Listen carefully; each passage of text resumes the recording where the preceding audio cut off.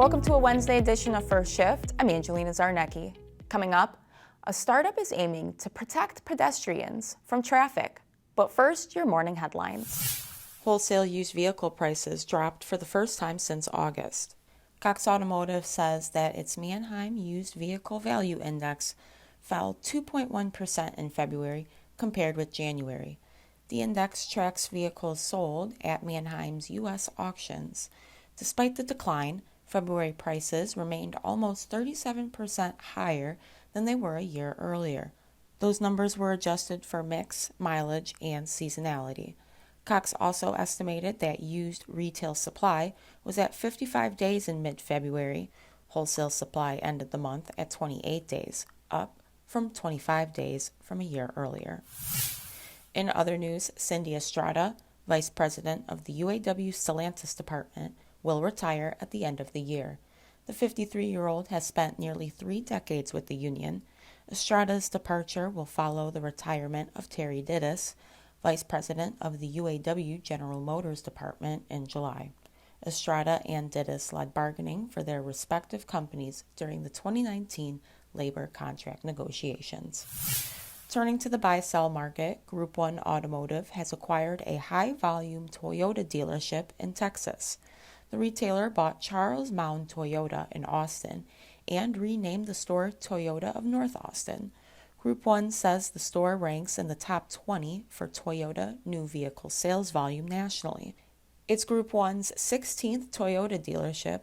The retailer ranks 4th on Automotive News' most recent list of top U.S. dealership groups. And the Environmental Protection Agency is proposing new rules to cut smog-forming and greenhouse gas emissions from heavy-duty vehicles.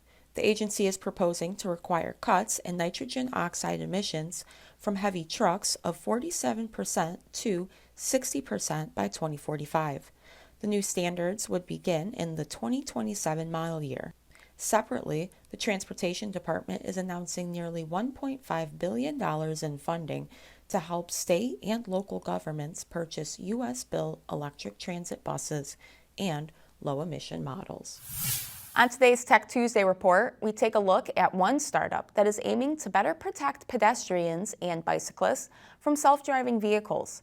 The California-based company, Important, is testing connected vehicle technology that it hopes can one day curtail many of the 1.3 million worldwide traffic deaths. The tech is simple and straightforward. The company says anyone who downloads the app can transmit highly accurate location information that alerts drivers to their presence. Any driver who has downloaded the app can receive those alerts. The company aims to further integrate the system into vehicles so the alerts could trigger automated emergency braking in vehicles driven by humans. In autonomous vehicles, the app can provide information beyond the line of sight of traditional onboard sensors.